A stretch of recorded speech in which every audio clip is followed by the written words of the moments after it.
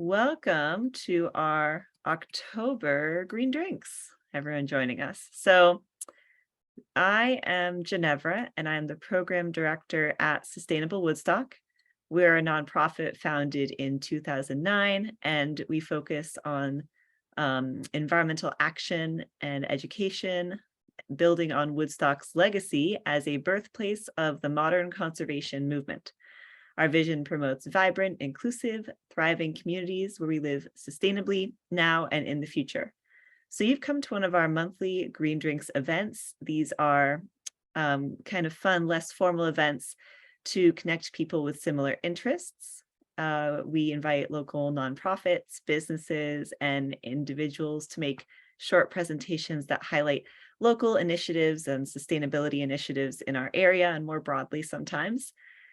And they're just great educational opportunities. So I'm actually going to use this venue to plug next month's Green Drinks. It's going to be on November 17th and will be on supporting zero waste in Vermont. It'll be hosted by Ben Kogan, who's the founder of Reusable Solutions, an outreach organization focused on eradicating single-use plastic and transitioning to a circular economy. So that's November 17th, and it'll be virtual. So I'll send out the info when I email all you folks after this presentation. Before we get started, just going to quickly run through the agenda, make sure we're all good here.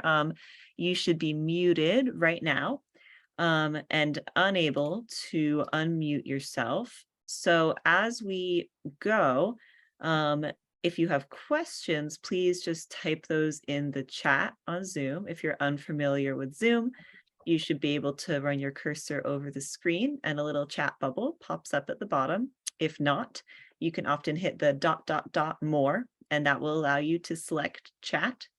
We are recording right now, so if you don't, I'm going to have the view of the recording in speaker view, so it'll show who's speaking on the recording. But it might be possible that it shows you if your camera's on. So if you don't want that, I would go ahead and turn your camera off. What am I missing? So yeah, type your Q&As in the chat. And, at the end, I am hoping it's fun when we have a small enough group that we can unmute people to ask questions. So that might be a fun thing to do with this group, because I know folks are probably going to have some specific questions, and otherwise I'm going to follow up with information and links mentioned during the presentation and contact info. So I think that pretty much covers it. I'm going to go ahead and introduce Jessica with Window Dressers. Jessica is the executive director of Window Dressers. She brings an enthusiasm for the mission and goals of the organization, born of her 3 years as a volunteer local coordinator for community builds in South Portland, Maine, and as a previous program manager for Vermont and New Hampshire. Jessica is thrilled to now be working to help warm homes reduce carbon emissions and build community beyond Maine's borders. So thrilled that you could join us, Jessica, and looking forward to hearing from you. Take it away. Thank you, Jenevra, and thank you to Sustainable Woodstock for having Window Dressers this evening. And hello to all you people out there. Thanks for coming.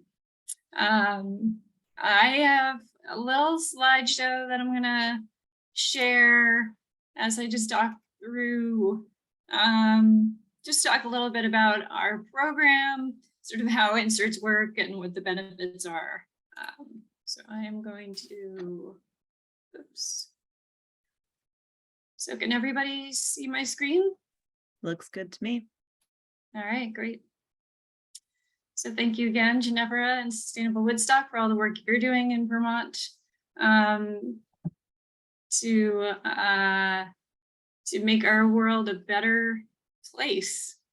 So Window Dressers, just to give you a little bit of an overview of our mission. So Window Dressers brings community volunteers of all economic and social situations together to improve the warmth and comfort of interior spaces, so homes and other interior spaces, lower heating costs and reduce carbon dioxide pollution by reducing low cost effective, high quality insulating window inserts that function as custom interior mounted storm windows. So we are a volunteer-driven organization. We work with, I would say, about 1,500 volunteers across Maine, Vermont, New Hampshire, and now Massachusetts to bring these inserts to members of our community that would benefit from some weatherization on their windows. We, as an organization, are small staff. We have two program managers. So one of whom is on the screen here, Steve McFarland, who's the program manager for Vermont and New Hampshire right now. So we have a small staff that supports community organizations, groups of volunteers that come together to run and organize what we call community builds. So these are like old-fashioned barn raisings for weatherization, where everybody who's getting an insert is asked to come and contribute a little bit of their time to help build the inserts for the community. So we window dressers, the staff, we provide all of the supplies and the materials. We train the volunteers to do measuring, to do outreach, to do all the things involved in running a community build. So our inserts are available to anybody in the community. So people who can pay full price for them, and also for people who are unable to afford them. So I'll talk a little bit more about that later, but we're not just a program that's available to folks who are low income. It's available, our product is available to everybody. So one of the things that's really important about what we do is that because our community builds are organized and run by volunteers, community groups, we can really only serve communities where a community build team is able to form. So where volunteers are willing and able to step up and spend the time that they that it takes to run a community build. So we've had a lot of interest from communities that are outside of or too far from our community builds that unfortunately we haven't been able to serve. But we're always trying to work with new groups and new folks who are interested in the program to get a community build going. So as I said, our product is available to everybody, and about 25 to 35% of our inserts go to low-income households for free or for whatever they can afford to pay. So if somebody is struggling financially, is receiving any kind of public or state assistance or local assistance, they are eligible to get our inserts. We have a very sort of loose set of guidelines that, around the eligibility for these free inserts. It's really about having a conversation with these people, seeing what their situation is, getting to know them a little bit, and then seeing what they're able to afford to pay, what they're able to afford to pay, and just making it work for everybody so that this really effective weatherization project can be available to as many people as possible.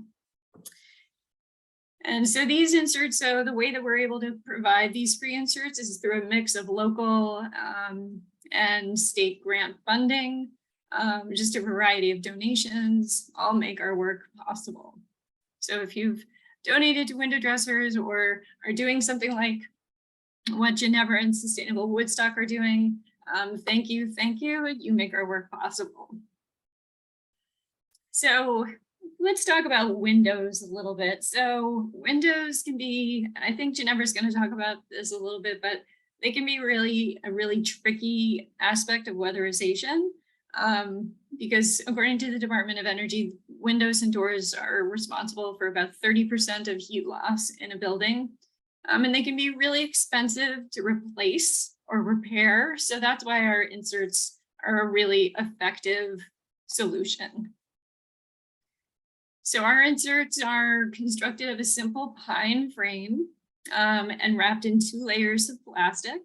And so the 2 layers of plastic create an insulating airspace. And when placed in a window, you get an additional insulating airspace between the insert and the window. So it really reduces drafts, cuts down on condensation, street noise.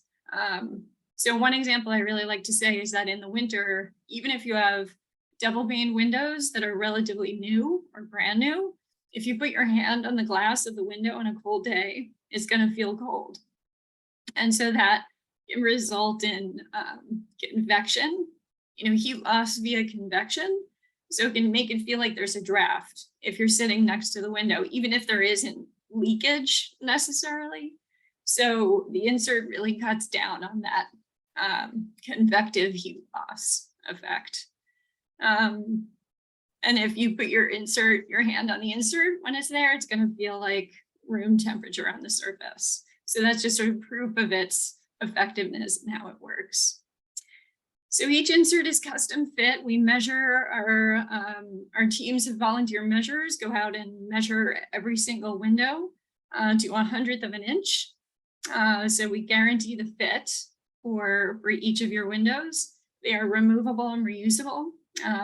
If they're well cared for, they can last up to 10 years or maybe even more.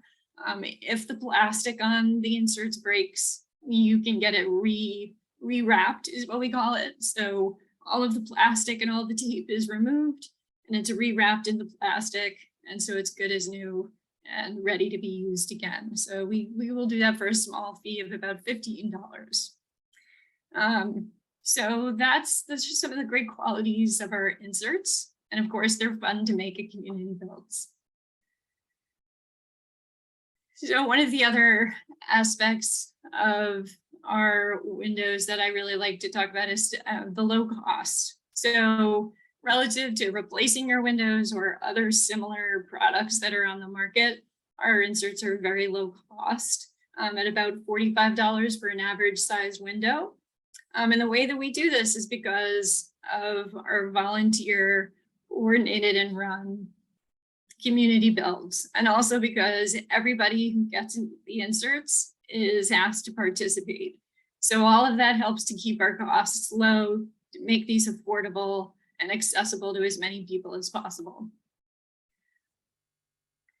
So we've had some volunteers, members of our board that have done research over the years, and we're getting more and more finely calculated details about the energy savings around our window inserts. But we've calculated that you probably save about a gallon of heating oil or equivalent for every square foot of window. So it's about, I think, 10.5 gallons of heating fuel per average size insert per year. So they generally pay for themselves in about 2 years or so. And again, there are a lot of variables involved when you're talking about weatherization and the efficiency of a home. So how well insulated it is, the type of windows that are there, the heating system. So these are sort of general guidelines. Another great thing, if you're in Vermont and you're getting inserts, they are eligible for the Efficiency Main DIY rebate. If you get at least 3 inserts, you can get a $100 rebate. This is just a little photo I like to show. So it's sort of a before and after inserts. And so we've had somebody take photos with an infrared camera. So the photo on the left shows the red shows heat loss through the windows and the doors. And on the right, the photo shows those windows with inserts in place and the associated, less heat is going from the inside of the house to the outside. And this is a photo of our beautiful inserts in place.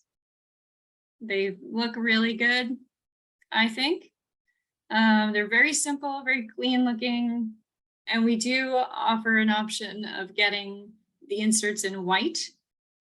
Those with the white inserts are a little bit more expensive, but if you have white trim and you want it to match, there's that option. So one of the best parts about a community build is the community build. So community builds build community, I think. It's about the people coming together people in the community who might not otherwise come together for an event, are working across the table together, they're laughing, they're having conversation, maybe finding things that they have in common. I've seen a lot of examples of friendships being made during a community build. So it's a really inspiring, fun environment to be in. So I encourage you all to participate in a local build if you have the opportunity. See what it's all about. If you're interested in what the inserts look like, that's a great chance to get your hands on one and examine it. So again, our customers are participants in the making of the inserts. And, there are no special skills required. Some people will say to me, well, I don't know how to build anything, or I've never done anything like that. And it's like, you know what? It's very, very simple. We have designed all of these special jigs to make each step in the assembly process really easy for anybody to do. And there have been a lot of cases where I've seen people come in and they're like, well, I don't know how to build, or I don't know how to use tools. And they'll pick up a drill and we'll show them the steps and they get going, and they're very excited about it. And they leave the event feeling incredibly empowered, that they've done something not only to help themselves, but to help their communities. So that's basically it. I'm gonna stop there and turn it back over to Jenevra. I don't know if we want to answer questions now, or if you wanted to talk a little bit more. Why don't I just give a quick overview of what's happening for us, and then we'll do questions. And once again, folks, please feel free to enter questions as we go. Thank you. Oh, I have a cat, sorry.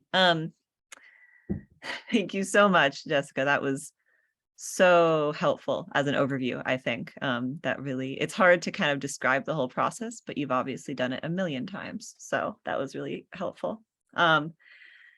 Can everyone see the screen? Okay, excellent. My name's Jenevra. I am the program director at Sustainable Woodstock, and we're hosting a window dressers build this year in Woodstock. So I'm the coordinator for that build as well. This is just the info. If you want to see what Jessica just described, I encourage you to come to our build as a volunteer. We start next week, yay, on Thursday, October 27th. It's very exciting. It goes for a week. It's our first build, like I said, and we're going to be making almost 240 window inserts for folks in the community. You can sign up to volunteer at this link that I've got here, or you can actually go to windowdressers.org to do the exact same thing. And then you could see all the builds that are happening in Vermont and surrounding communities. I'll send this link out afterwards, so don't feel like you have to write it down right now. But if you go to it, can you see my Chrome window? No, you still see the presentation? I won't bother then. If you go to it, you can basically just see what slots are empty or filled in our build, and you can sign up to bring food. You can sign up to actually assemble and build the inserts, and you could even sign up as a greeter. So you would just greet people and help get them oriented, and that would be a good thing to do if you felt like you weren't sure you wanted to build yet, or you wanted to just kind of dip your toe in the process. We'd love to have you. It's at the Unitarian Church, North Chapel in Woodstock. Like I said, I'll follow up with an email. And just so folks who are local know, on this call, Woodstock is us, but we're also covering the towns of Pomfret, Barnard, Bridgewater, Plymouth, Reading. I don't think we have any Windsor folks this year, but that doesn't mean we wouldn't do that in the future. We're not covering Heartland and Hartford because they have their own window dressers build actually happening for the first time this year. It's right after our build, so that would also be an excellent build to volunteer at. And then just a note about our build in particular, Jessica said window inserts are for everyone, and they are. The Woodstock build is focusing on inserts for income sensitive folks. I put these guidelines as just a rough guide because people kept getting stressed out and not sure if they qualified for the inserts, which it's like more of a conversation, like you said, Jessica, but this sometimes helps people figure that out. These are the guidelines for free weatherization through the state of Vermont, which I figured was pretty similar to getting window inserts. But once again, we will have a discussion if you're over these income limits. We'd love to build inserts for you. And if you feel that you don't meet these, I am more than happy to direct you to Heartland Hartford's build. They definitely will take folks from the Woodstock area and those towns as well. This, I really wanted to emphasize what you said, Jessica, of the question, when you talk to people about weatherization, they often start talking about windows, which is really understandable because they're the things that we see every day and we look out of. But you typically, as I wrote at the bottom, spend more on a window that's new than you're going to save on energy. It's just the reality. If anyone here has purchased a window lately, they're pretty expensive for the benefit in weatherization that you get. These are two windows in my house. The one on the left, the white one, is new. It replaced a window in a renovation of a section of the house. And that, in that case, that window was single pane, rotting, and cracked. So obviously there are some reasons you might go for a new window. But the one on the right is a very old window. And in that case, I've got an insulating shade at the top there. And there's a storm window on the outside you can't see. But I don't plan to replace that window for the reasons I just said. So that's what makes window dressers like such an exciting option, because it's not a huge amount of money to drastically improve the quality of your windows. And just so you know, instead of focusing your money on windows, I would recommend focusing in the attic and the basement space. That's where air is moving, it's leaving your attic, heat rises, and it's entering in the basement and making a stack effect. So if you're watching this going, well, if not the windows, then what would I do with my money? Definitely these areas. Get an energy audit, check out where you're losing heat in your house. But for your windows, there are a lot of inexpensive options. Window dressers is one of them, and it's a very useful one. You could also look into insulating blinds or shades, or the window shrink wrap kits, which are, I would argue, less pleasant than window dressers, because you have to install them specially every year and shrink them. And then often you can't reuse them. Maybe you can, whereas window dressers are just so easy to take out in and out. And then, of course, storm windows, which I think would be a great, an exterior storm window combined with a window dresser's insert would be a really excellent way to weatherize your windows. And of course, combined with window dressers, quick fixes, replacing cracked panes, caulking and weather stripping, filling holes. I love this roll of stuff. I buy the brand Mortite rope caulk that you can just break off pieces like a putty and fill holes in. So it's like a very comprehensive look at what you can do for windows. But of course, in addition to all these things, we would love it if you signed up for window dressers. We're full this year, obviously, because we're starting building next week, so we can't get you in this year. But we are going to be doing a build next year in Woodstock. I believe Heartland and Hartford is going to do another build next year, and Norwich and Hanover has an ongoing build. And there is always an opportunity, like Jessica said, if you have a dedicated group of people to start a build in your community.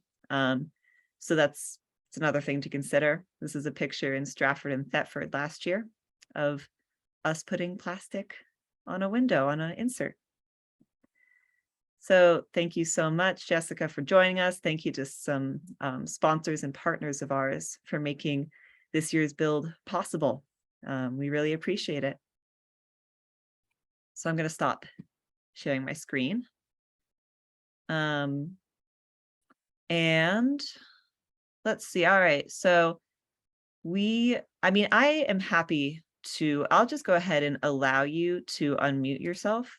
And what you can do is you can either, type, you can type your question in the chat, or you can go ahead and raise your hand. And by raise your hand, I don't mean on the screen.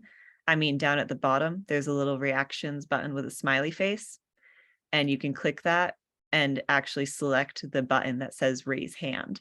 And that way I'll actually notice you because I don't know if I'll see you otherwise. So either or.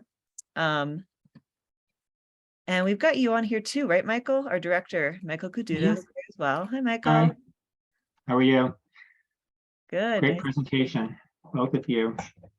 Yeah, thanks so much. Exciting that we're starting so soon to build the windows in Woodstock. I'm very excited. And I see Cheryl has her hand up. Let's go. Oh, I see. Yeah. So we'll answer, I guess, the first one here, Christopher, thinking this session was aimed at DIY folks. So, I mean, it's not, in the sense that window dressers is kind of DIY community wise. But right now it's button up season in Vermont. And so Efficiency Vermont is having a lot of webinars focused on weatherizing your home. So I would go to Efficiency Vermont and sign up for one of those. There are DIY rebates, which Jessica mentioned, can be used to get $100 back on window dressers. Otherwise, there's other DIY info at Efficiency Vermont, and I'm happy to paste the link in there. And then Cheryl. I don't know about Sharon, Jessica. Do you have any ideas? And I signed up on the window dressers site. I live in Sharon, Vermont, and don't know if I'm in a catchment area.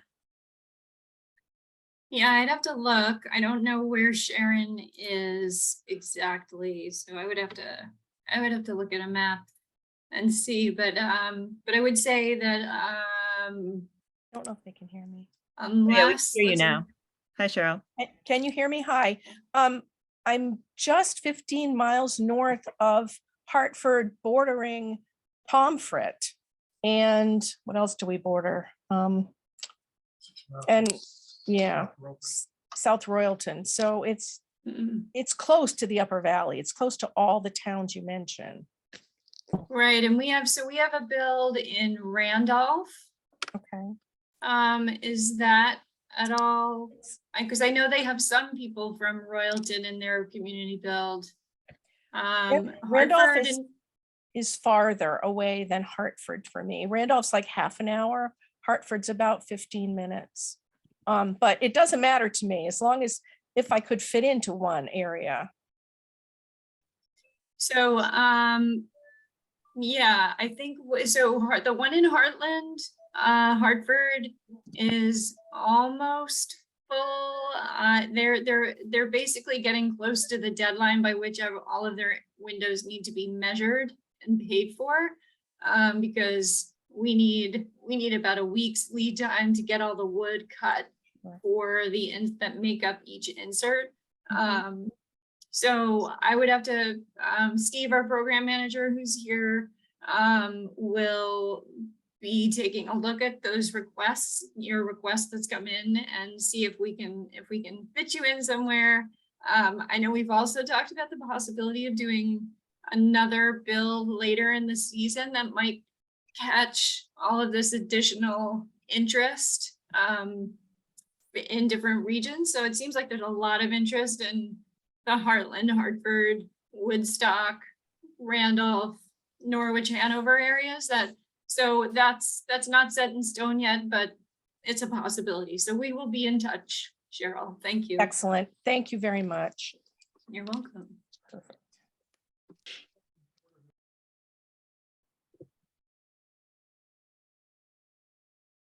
Oh, Jenevra, you're muted. That's classic. Thank you, Jessica. I'm seeing Joy put in the chat. We have looked at this the last year. My concern is a large enough leadership team. We have 3 + 2 spouses. So you must be referencing starting a build, Joy, and you're welcome to unmute. Well, yeah, I mean, when Joe and I went to a community build in Hartford last year, we brought it back and then there didn't seem to be the interest. I think people are very concerned about the time commitment. And then another woman brought it to our energy committee in New London. I'm from New Hampshire, and it's really just kind of starting, like Hanover's 30 miles north. So other than New Hampshire, everything else is like close to Maine, so it's not near us. And Keene is probably a good hour and 15 minutes southwest of us. So I think the main concern, and yeah, a woman did bring it to our energy committee in town. I'm not on the energy committee, but my husband and I went to that meeting because we were the only ones who had ever been at a community build. I think she's somewhat committed, but she's new and I don't really know her very well. Yeah, so I know that the time commitment for a leadership team is pretty hefty. And that's like making me drag my feet. I'm the secretary of our local Kearsarge, it's the whole Kearsarge area. But most of the energy committees, I think the people they don't want to do big projects because they're busy with their energy committees. And most of our most active members are on energy committees in the area. Anyway, can you speak about the leadership team? Can I just jump in and ask where you live, what community you live in? New London, New Hampshire. New London, New Hampshire. All right. Yep, we're on Thank you. 89. So my husband and I think probably due to travel concerns, we were thinking of going to the one up in Hanover, but that's done. The Hartford one, we were considering that, but then I just looked at Woodcrest. I mean, not Woodstock. And I mean, we're somewhat familiar with Woodstock. It's under an hour drive. So and it fits our schedule well. So, and we've never put together the actual frames, and it looks like that is a strong possibility next Friday evening.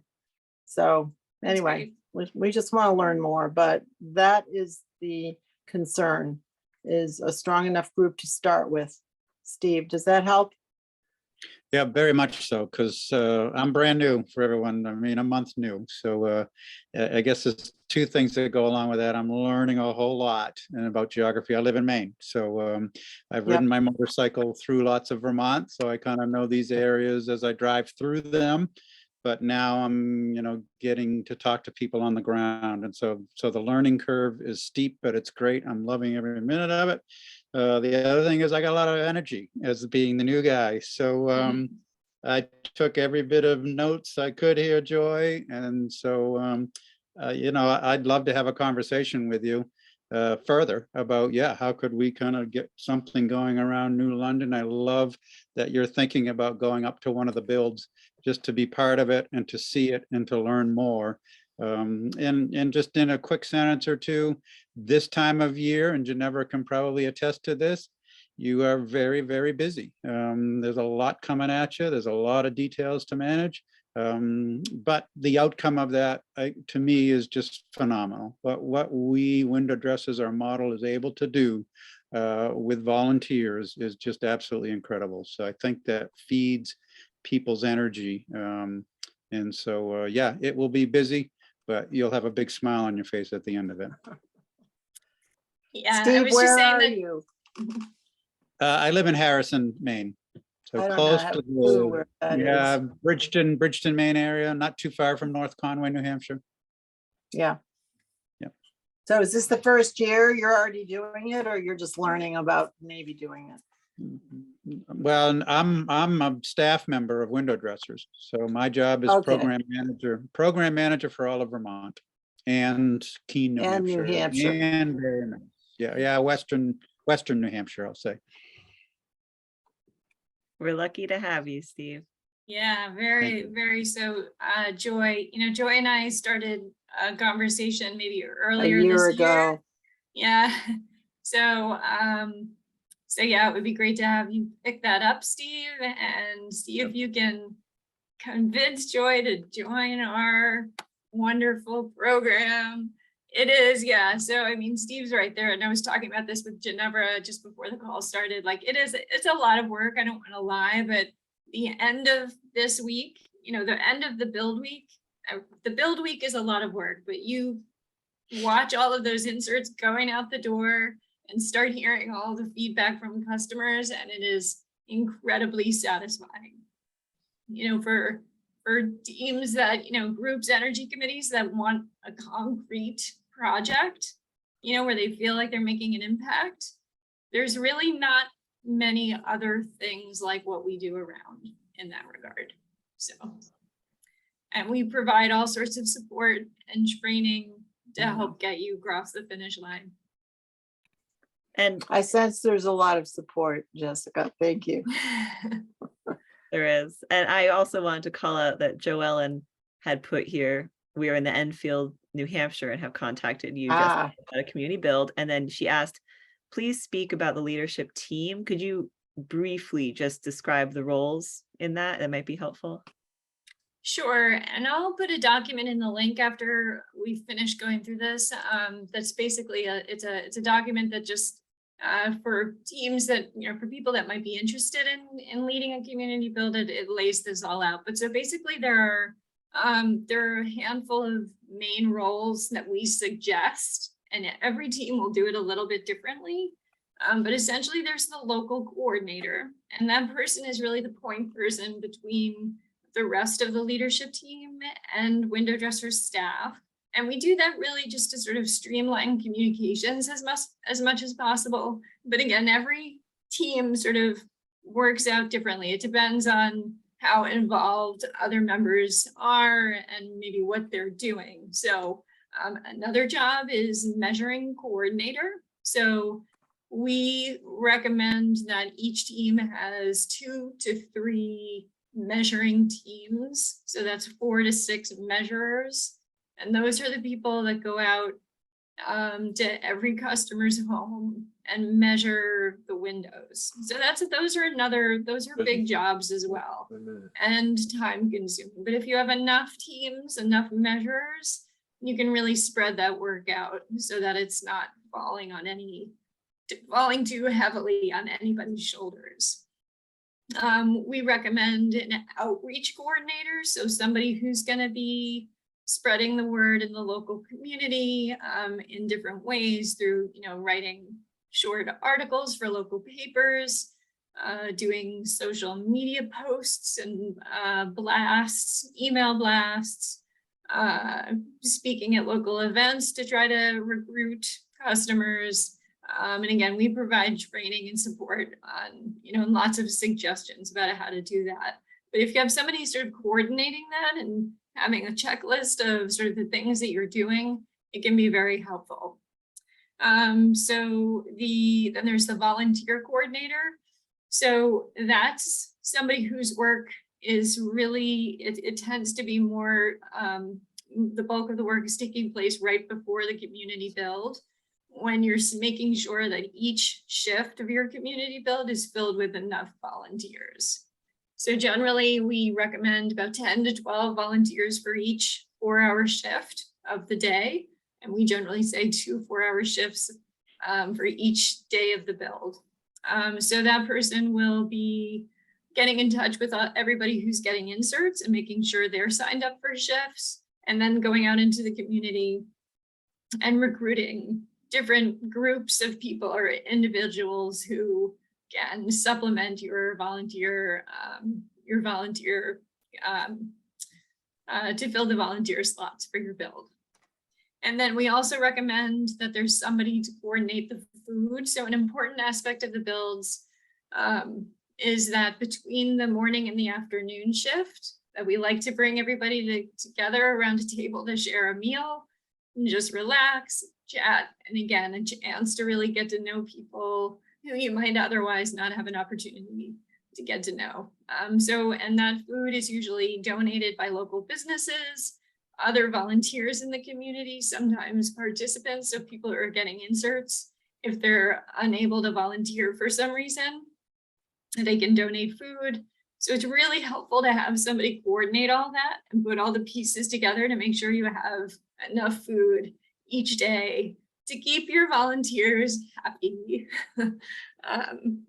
And again, the measurers, I mentioned those, they're a very important part of the team as well.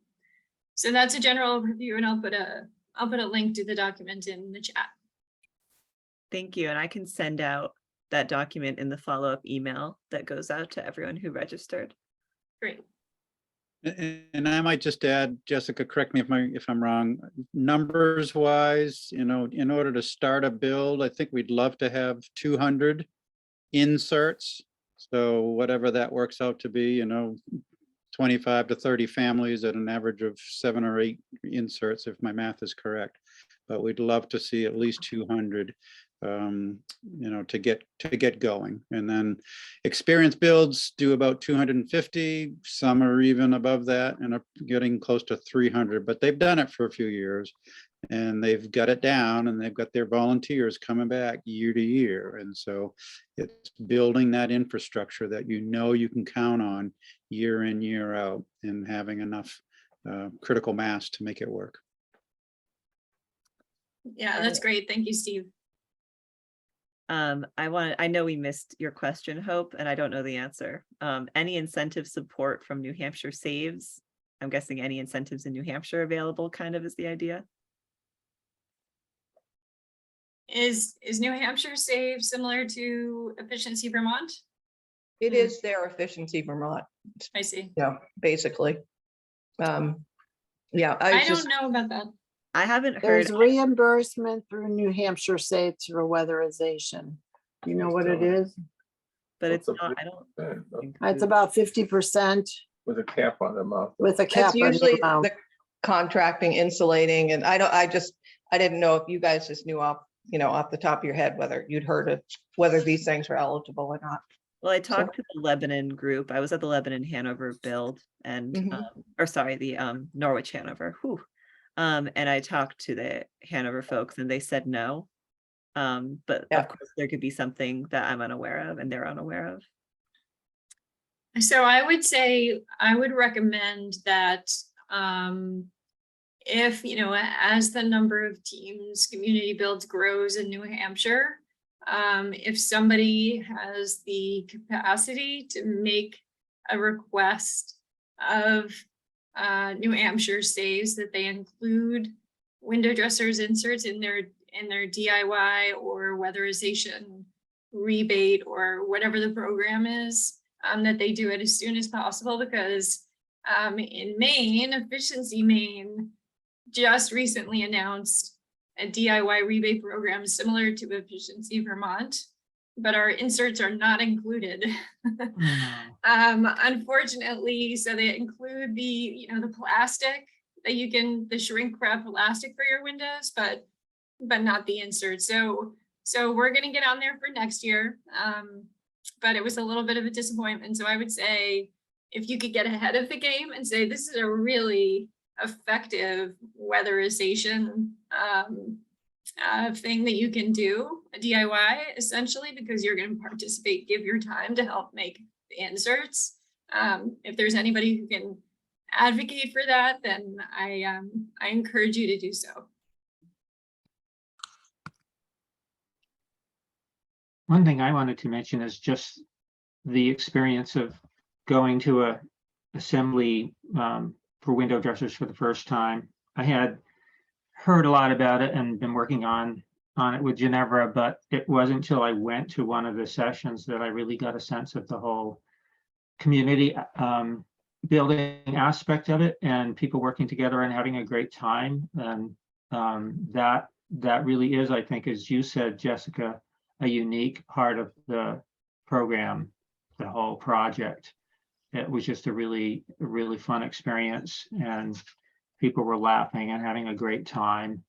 And having a nice lunch helps up, as you also mentioned, lots of good food. So just wanted to mention that it really is a great community building event, as you said. And that's such a good point, because I argue you can't understand window dressers till you go to a build. Sure. Cannot fully understand it. So we missed a question from Joseph. I also wanted to call out, is there a YouTube video on the actual building, I assume, of the inserts? So basically to show you how we do it. Yeah, I assume so. I don't think we don't have a video. We don't have something like that. We do have videos that we share with our volunteers, but those are sort of training videos. So we don't have a video that shows the whole, the whole build setup, if that's what you're asking.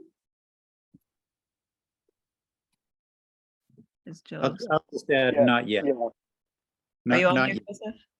yeah, the whole build setup. Yeah, we don't have that. And it's, you know, it's interesting. It's one of those things, having led community builds before, I always say like, oh, I'm going to take a lot more pictures or do some video.